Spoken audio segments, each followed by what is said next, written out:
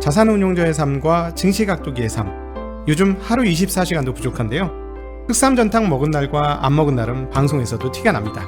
잃지 않는 건강 흑삼전탕. 자, 오늘도 한 포 마시고 시작하겠습니다. 독이마을 분들도 이제 흑삼전탕으로 설계하세요.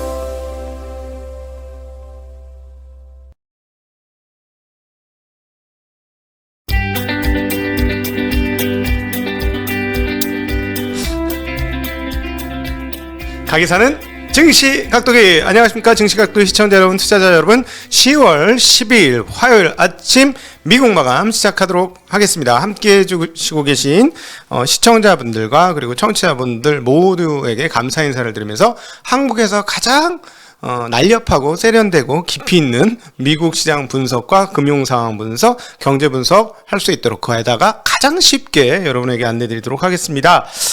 자, 미국 시장이 떨어졌죠. 네, 미국 시장 떨어졌는데, 미국 시장 떨어진 것보다 눈에 확 띄는 건 뭡니까? 네, 이 유가예요. 유가가 80달러를 돌파했고, 브렌트유는 83달러예요. 미쳤지. 이게 도대체 웬일이야. 자, 다행히, 주말에 다양한 유튜버 분들을 통해서 제가 해안을 얻을 수 있게 된 것, 진심으로 감사드리고, 이 박사님한테도 감사드립니다. 이 박사님의 중국 뉴스, 이 박사 중국 뉴스라는 유튜버가 있어요. 거기서 그분이 이제 중국 현지에서 다양한 의견들과 정보, 데이터들을 수집해 주시는데 굉장히 큰 도움이 되었습니다. 자, 지금의 이 상황들은 어디서부터 시작해야 되냐면 중국부터 시작해야 되는 게 맞을 것 같습니다. 자, 이제 서서히 하나씩 풀어나가도록 하죠. 산시성부터 시작해야 될 것 같습니다. 산시성에 홍수가 났습니다. 대홍수가 나가지고 난리가 났는데요. 홍수가 나면은 물이 어떻게 돼요? 밑으로 빠져들죠. 어디로 빠져들었어요? 석탄 광산으로 빠져들었습니다. 자, 석탄 광산에 물이 차면 석탄을 캘 수 있어, 없어? 못 캐죠. 근데 그게 한두 개야? 아니에요. 수십 개의 석탄 광산이 물에 잠겨 버렸습니다. 그러니까 어떻게 돼?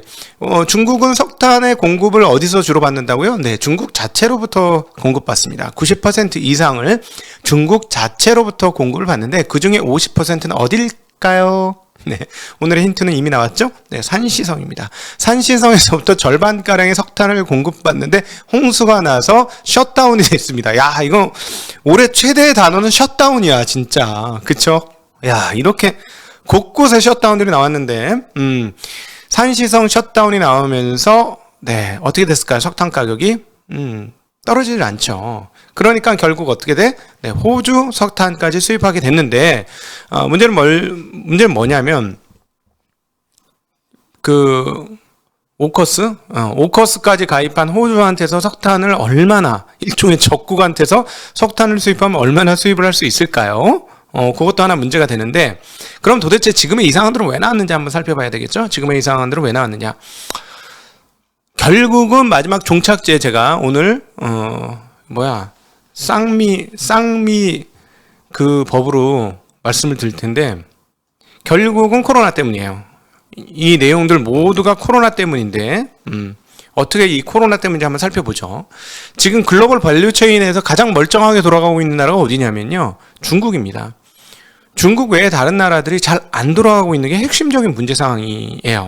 왜냐하면 중국이 잘 돌아가고 있다는 건 공장이 잘 돌아가고 있다는 것, 수출이 증가하고 있다는 것에서 확인할 수 있고요. 수출 증가율이 장난 아니죠. 연초부터 그랬어요.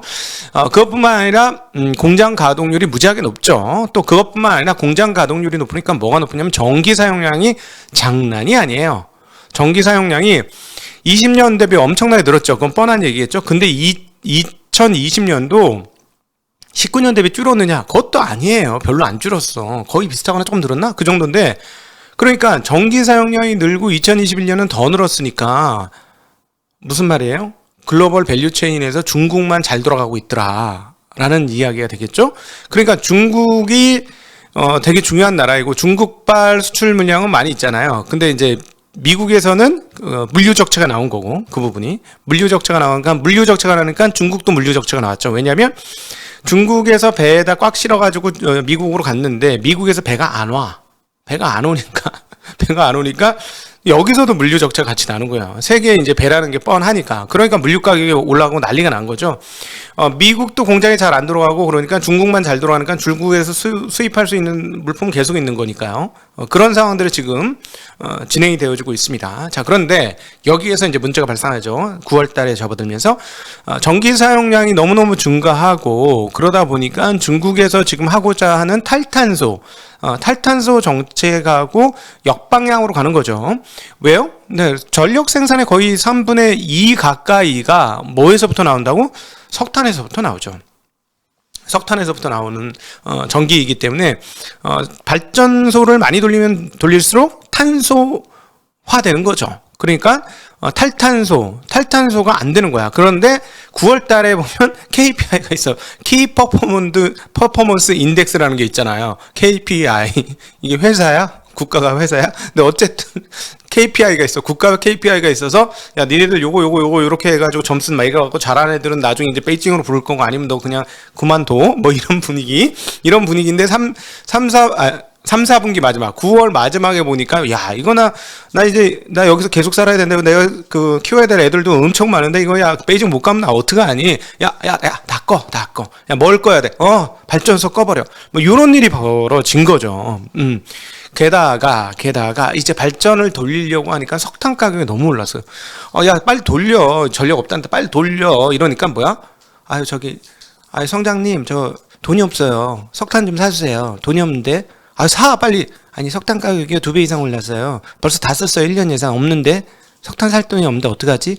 이런 상황들이 또 같이 결합을 한 거죠.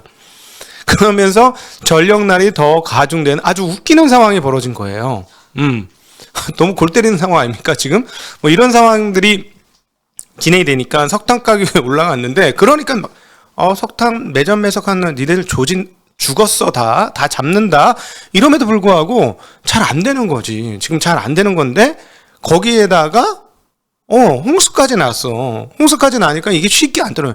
웬만하면 중국 당국의 여지껏은, 니네 그래? 너희 정말 그럴 거야? 정말이지? 딱 이러면 알아서 기었거든요. 알아서 기었는데 이번에 그게 잘 안 잡히는 거예요. 이렇게 석탄 가격이 잘 안 잡히니까 어디로 이게 풍선 효과가 쫙 났어? 풍선 거기다 플러스 알파 또 났어. 영국에 바람이 안 불어. 영국에 바람이 안 불으니까 그동안에 계속했던 신재생 에너지, 풍력 관련 발전이 제대로 또 안 돼요. 그러니까 이제 발전소 다 망가졌네. 이제 안 섰네. 그러면 이제 뭘로 돌려야 돼? 가스로 돌려야죠. 가스로 돌려야 되니까 가스 가격 폭등. 이런 것들이 같이 결합하고 그러니까 이제 마지막 풍선이 어디로 튀습니까? 네, 석유로 튀는 거죠. 석유로 튀는 거예요. 그러니까 이제 석유 가격이 이제 잠잠해지려면 뭐가 잠잠해져야 될까요? 네, 가스값이 잠잠해져야 되고 석탄값도 잠잠해져야 돼요. 근데 또 참 그동안에 분열의 상징, 전 세계 분열의 아이콘이었던 오펙은 이번엔 또 왜 이렇게 단합을 잘해? 오펙 플러스하고 하루에 40만 배럴인가? 60만 배럴? 40만 배럴일 거야. 40만 배럴을 증산하겠다고 한 약속을 그대로 지금 잘 지키고 있어요. 아니, 야, 40만 배럴 안 팔아도 돈이 더 남아. 지금 유가가 올라서 돈이 더 남아. 신난다. 막 이러고 있는 상황이잖아요. 그러니까 80달러까지 지금 올라 있는 상태입니다. 자, 그러니까 이게 80달러까지 오르니까 이제 뭐를 건드려? 이 풍선이 뭐를 때리기 시작했느냐? 네, 인플레이션을 때리기 시작합니다. 인플레이션을 조지기 시작합니다. 왜냐하면 에너지는 계속해서 말씀드리지만 인간의 문명을 만드는 데는 두 가지 핵심적 요소가 있어요. 하나는 사람, 인간이고 하나는 뭐야? 에너지야. 사람이 에너지를 이용해서 만들어 놓은 결과물이 문명 아니겠습니까? 그렇죠? 그러니까 이 에너지 너무너무 중요한데 이 에너지 가격이 움직인다는 건 인플레이션의 공급발 핵심 요인이 움직인다는 거죠. 그리고 이미 우리는 한번 경험해봤죠. 70년대 일부 어떤 분들은 70년대를 대공황이라고 불러요. 1970년대 왜? 그때 2달러인가 하던 게 10몇 달러까지 유가가 올라가잖아요. 그렇죠? 그렇게 되면서 공급발 쇼크 나면서 오일 쇼크라고 불리는 그 난리가 났던 그때를 대공황이라고도 표현을 하시는 분도 있죠. 그러니까 우리가 이미 공급발 인플레이션의 무서움을 한번 당해봤기 때문에 지금 이 영상을 보시는 분 중에서는 이때 태어나지도 않으신 분들이나 깐난아기들이라서 저도 깐난아기였습니다. 그렇기 때문에 뭔 일인지 모르지만 우리가 기억하고 있는 것은 그만큼 그때 상처가 컸다는 얘기죠. 그러니까 계속 회자되면서 그 얘기를 계속하고 있으니 지금도 우리 기억에 살아서 우리 DNA 기억 DNA 가운데 살아서 이 유가가 올라가면 인플레이션이 온다라는 생각이 있으니 인플레이션을 톡톡톡 건드리고 있는 상황들이 지금 유지되고 있는 그런 상황이다라고 볼 수 있습니다. 자, 그러니까 지금 어떻게 됩니까? 아니 얼마가 나왔어? 물론 저는 탕수육을 얻어 먹죠. 이제 물론 나는 탕수육 말고 딴 걸 시키겠습니다만 제가 내기를 이겼습니다만 고용이 개판 나왔죠. 고용이 개판 나왔어요. 고용이 개판 나왔음에도 불구하고 시장은 인플레이션을 계속해서 들어가고 있습니다. 그래서 인플레이션의 이 혼돈 속에서 어떤 피할 길이 없을까 하고 찾는 것이 지금 달러고, 그러니까 달러가 계속 강세입니다. 달러 강세가 되는데 어디 대비 강세? 유로화 대비도 강세인데 엔화 대비 와 웬일이야 1.6% 강세입니다, 여러분. 엔화 103엔이에요 순식간에. 엔화 완전 네, 이런 상황이 온 것이고요. 또 채권 금리는 어떨까요? 오늘 콜럼버스 데이라서 제가 그거 잘못 알았는데 콜럼버스 데이인데 채권만 휴장이었는데 그냥 휴장인 줄 알았는데요. 네, 많은 분들이 이제 또 댓글로 달려주셔서 감사합니다. 우리 댓글러들 최고예요. 이렇게 알려주시고 도와주셔서 같이 만들어갈 수 있어서 정말 다시 한번 깊은 감사를 드립니다. 네, 그런데 우리가 미국 금리만 있는 게 아니고 독일 금리도 있죠. 독일 금리 상황들 보면 지금 0.6bp 올랐어요. 금리가. 독일은 금리가 잘 안 움직이잖아요. 마이너스잖아요. 자, 우리 얼마 전만 해도 마이너스 0.5 정도 봤었죠? 얼마 전만 해도. 근데 지금 얼마예요? 마이너스 0.118입니다. 마이너스 0.118. 0.6bp가 올라갔어요. 그러면 이거는 결국 내일 열릴 미국의 채권 시장 금리도 또다시 올릴 가능성이 높은 요소가 되는 거겠죠? 예, 상당히 금리가 또 올라갈 가능성도 높은 상황이다. 이것은 또다시 달러 강세로 서로 연결되면서 영향을 미치고 있는, 계속 연쇄적으로 오면서 영향을 미치고 있는 상황이다. 그러니까 인플레이션이 있음에도 불구하고 달러 강세는 조금 말이 안 맞잖아요. 그러니까 달러 돈을 많이 풀어서 인플레이션이 오는 거야. 이런 것들은 이해가 되는데, 그러니까 이게 무슨 말이냐면 종합적으로 정리를 해드리면 결국 여기 이런 상황들이 왜 왔느냐 보면 결국은 모두에 말씀드렸던 대로 글로벌 공급 적체가 왜 일어났는지의 연원으로 흘러가 본다면 공급발이잖아요. 이건 전부 공급발 인플레이션 요소인데 결국은 코로나가 있는 것이죠. 자, 이번에 그 고용 상황들을 보시면 이렇게 고용이 적은 이유는 무엇일까요?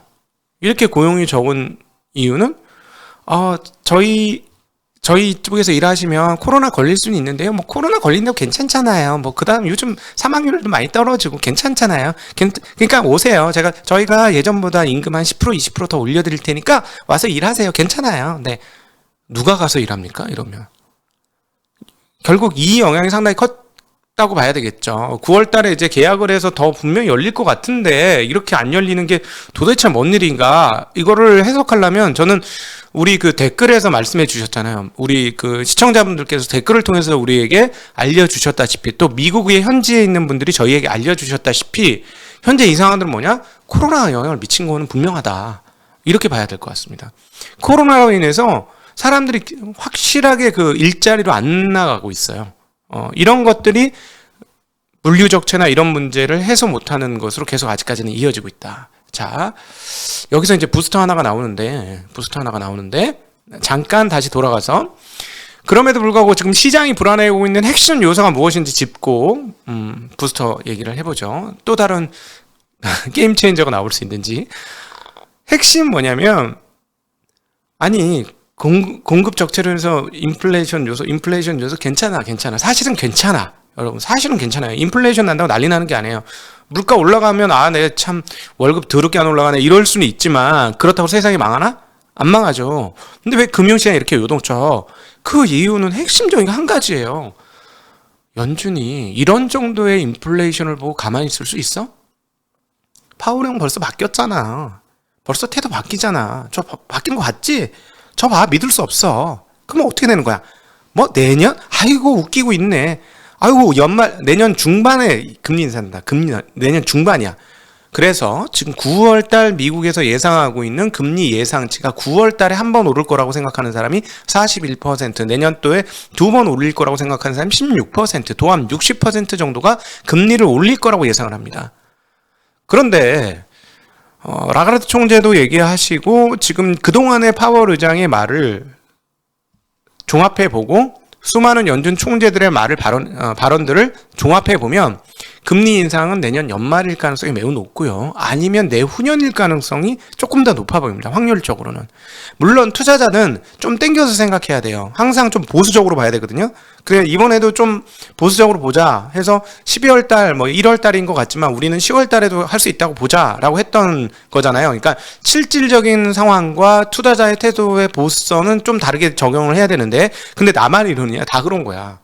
그러니까 지금 테이퍼링 나오고 나서 그 다음에 금리 인상까지 생각을 하고 있는 건데 근데 지금 상황은 약간 쫄은 상황이라고 보시면 돼요. 심리가 쫄은 상황이고 금리 인상이 아주 일찍 일어날 것이다 라고 예상하고 있어서 그것 때문에 떨고 있는 건데 그래서 오히려 테이퍼링을 시작하고 나서 분위기 보면서 금리 인상이 쉽지 않을 것 같다. 내년 중반에는 쉽지 않을 것 같다고 생각한다면 현재 분위기는 쫄았던 상황으로 이후에 확인이 될 가능성은 꽤 있습니다.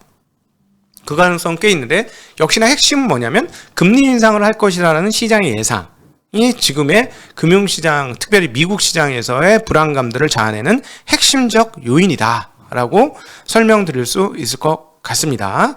자, 근데 어쨌든 지금 이 인플레이션이 조금 공급발 요인이고 인플레이션이 살아있다라는 것들 중에 하나 확인되는 하나는 역시 비트코인도 계속 강세예요.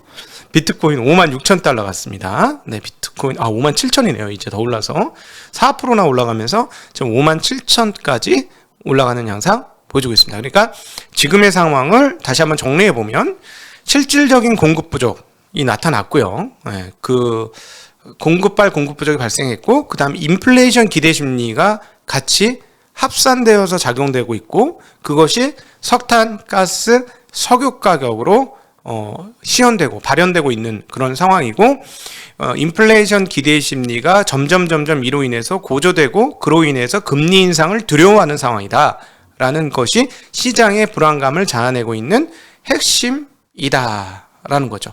이렇게 보시면 고용 저조에도 불구하고 이런 가격들이 오르는 게 이해가 되는 거죠. 옛날에는 고용이 이렇게 저조하면 경기가 안 좋은 거다 해서 금리도 떨어졌고요. 다른 가격들도 석유 가격들도 떨어졌어요. 경제 활성화가 멀었구나 하면서 떨어졌어요. 근데 그렇지 않다는 거죠. 이제 보이는 거예요. 눈에 뻔히 보여. 공급 적체, 물류 적체 이게 보이고 쉽게 해결되지 않을 것이다 라는 것을 시장이 인식했다라는 거죠. 자, 그런데 여기서 미국의 제약사 머크사가 경구용 신종 코로나19 치료제를 FDA에 긴급 사용 승인을 신청했습니다. 이거는 게임 체인저가 될 수 있을까요? 없을까요? 게임 체인저가. 사용 승인 나고 정말로 이로 인해서 사망률이 월등히 줄고 중증 환자로 넘어갈 확률이 현저하게 준다면 이는 굉장히 의미가 있는 내용이 되지 않을까 싶습니다. 요거는 그래서 앞으로 잘 봐야 되고 게임 체인저로서 작용할지를 좀 보셔야 될 것 같아요. 아까 말씀드렸던 게임 체인저가 이것이 될 수도 있다라는 말씀 드리는 거고요. 크리스틴 라가르드 총재, ECB 총재의 말씀 주중에 우리 연휴 기간 동안 발언이 있었습니다. 한화 김성수 이코노미스트고요. 통화정책 긴축 전환을 서두르면 안 된다라고 얘기했고 현재 인플레이션은 일시적이다. 물가 관련 정책 대응은 성급한 결정이다라고 얘기했고 성급한 긴축 정책은 유로존 경기 회복세에 타격을 입힐 수도 있다라고 얘기하셨습니다. 로레타 메스터 클리블랜드 연은 총재는 최근 물가 상승세는 팬데믹 관련 요인에서 기인한다. 이것도 공급 측면. 제가 말씀드렸던 내용하고 거의 동일한 얘기가 될 것이고요. 결국 물가는 안정적인 흐름을 찾을 것이다. 기대 인플레이션, 특히 장기 기대 인플레이션 상승이 지속된다면 이는 수요 측면의 문제다. 이 부분에 대해서는 대응이 필요하다. 하지만 이것은 우리의 베이스 시나리오가 아니다라고 얘기했습니다. 저도 동일한 생각이. 오늘 제가 여러분들한테 저의 레퓨처가 여러 가지 데이터들을 섞어서 말씀드렸던 것도 이 내용이에요. 그러니까 지금 상황들은 일부 풀리게 되면 한꺼번에 풀릴 수도 있다라는 점 말씀드린 거고요. 메리 데일리 샌프란시스코 연은 총재는 당분간 고용시장은 기복 있는 모습을 보일 것이다. 그렇다고 고용시장 회복세를 고용 회복세 둔화를 논하는 것은 시기상조다라고 얘기했고요. 아직 코로나 국면을 통과한 것이 아니다라고 얘기했고, 물가 상승에는 일시적인 품목 그리고 공급 병목 현상에 기인하고 있다. 시간이 지나면 해결될 것이다라고 했습니다. 통화정책 관련한 본인의 의견과 전망은 이전과 달라진 것은 없다라고 얘기했고요. 이강 중국 인민은행 총재는 인터넷 플랫폼 회사가 금융회사를 가지게 될 때는 자회사로 모두 편입시켜야 한다고 얘기하면서 건전성 규제를 강화할 것이다라는 이야기를 했습니다. 자, 이제 이 시간 이후로는 여러분들과 질의응답 시간으로 넘어가서 이야기를 나누도록 하겠습니다. 네, 여러분에게 도움이 되는 시간이었으면 좋겠습니다. 함께 해주신 여러분들께 진심으로 감사드립니다. 안녕.